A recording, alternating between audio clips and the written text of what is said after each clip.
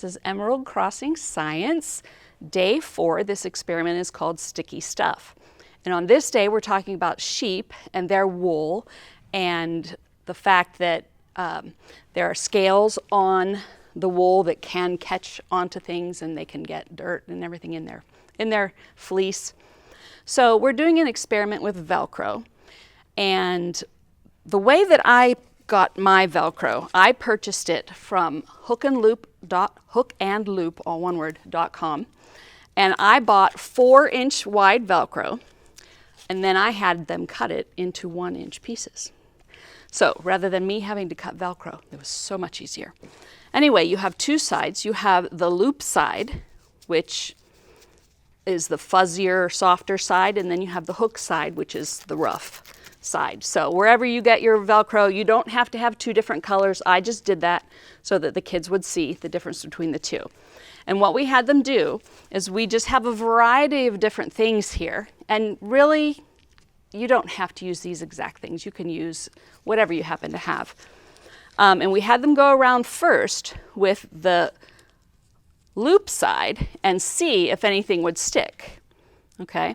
And the way we did it is we had these bowls around the table, and then I gave each, maybe 5 seconds. We kind of did a speed round, maybe 10 seconds. And then everyone just shifted around the bowls. Okay, then after they finished with the loop side, we all agreed that not that much really stuck to it, but then we tried the hook side. So that one is going to get a little bit more stuck to it, especially if you were to use cut thread, as this one is pieces of cut thread. That cut thread really sticks to that one. Anyway, like I said, you can choose different items. Here I've got some feathers. Over here I have some really fluffy feathers. These are just some paint chips that I just bought at the store. Nothing happened with them. This was the string you used to make the friendship bracelets, just cut into little pieces. Dryer lint from towels. These are little pieces. Do these colors look familiar from a different video if you happen to watch the video on Wet Woolly? And these are just some little pom-poms.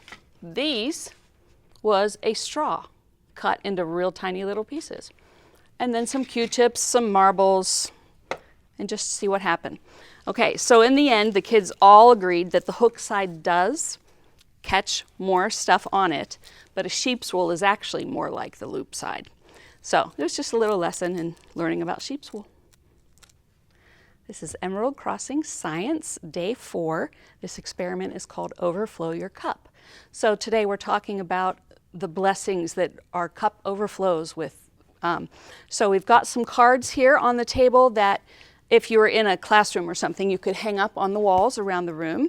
And they're just blessings. You can write anything on them that you want. You don't have to have certain things written on them, just anything that you can think of that are blessings.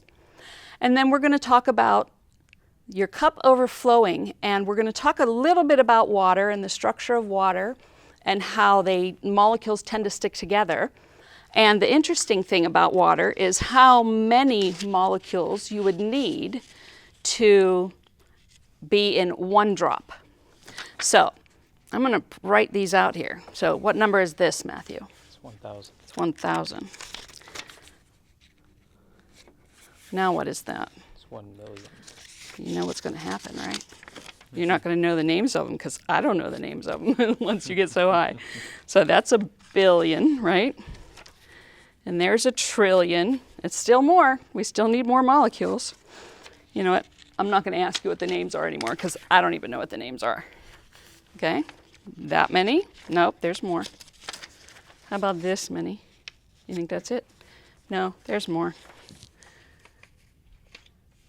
This is how many molecules of water are in one drop of water. It's crazy. They're that small.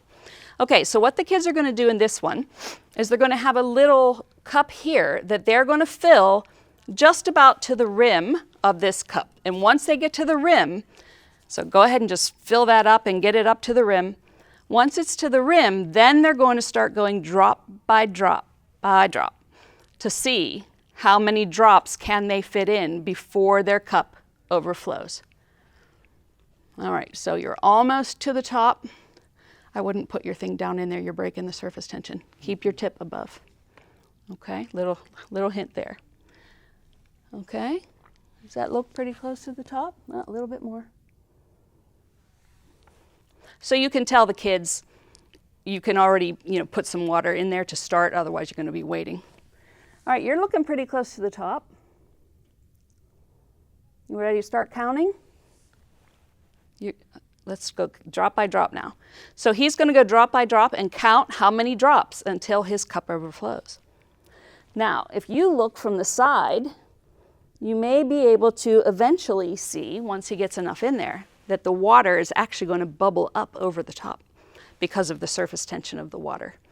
So even though we think our cup is full, if each of these drops was a blessing, God just keeps putting them in there and keeps putting them in there, even when we think we can't fit any more. Wow, that's a lot more drops. So anyway, that's going to start to overflow, and then they know that it's time to stop counting, and that is overflow your cup.